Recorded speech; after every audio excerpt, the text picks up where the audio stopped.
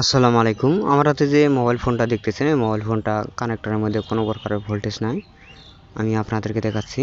এটা কানেক্টর পর্যন্ত ভোল্টেজটা কীভাবে নিয়ে যাব, কীভাবে কাজটা হবে, ভিডিওটার সাথে থাকুন।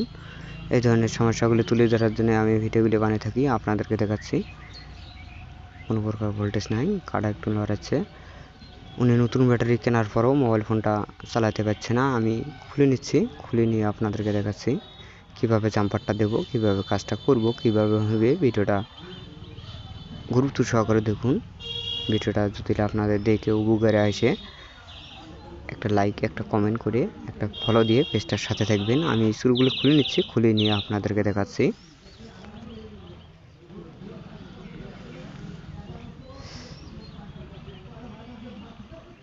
খোলা নেই পর্যন্ত অপেক্ষা করব। আমি মাদারবোর্ডটা আলাদা করে নিচ্ছি।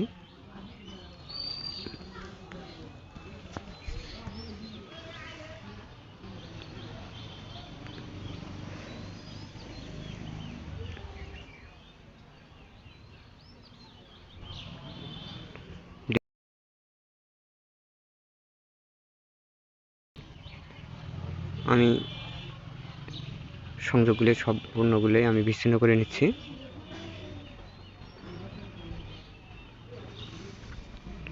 দেখব ভোল্টেজটা কোন জায়গায় পায়, চার্জিং পোর্টের আশপাশে ভোল্টেজটা পাই কিনা সেটাও দেখাচ্ছি আপনাদেরকে।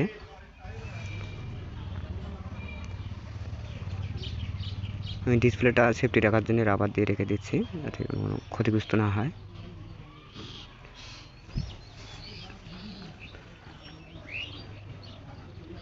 Fresh motherboard. আমি চার্জের কারেকশনটা দিচ্ছি।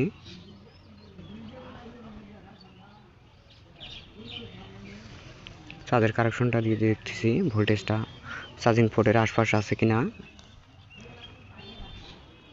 সেটাও দেখাচ্ছি আপনাদেরকে।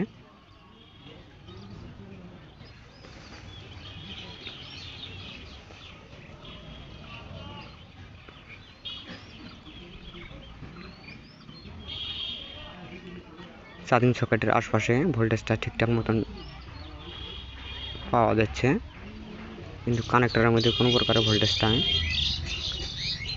আপনাদেরকে দেখাচ্ছি, কানেক্টরের মধ্যে কোনো প্রকারের ভোল্টেজ নাই।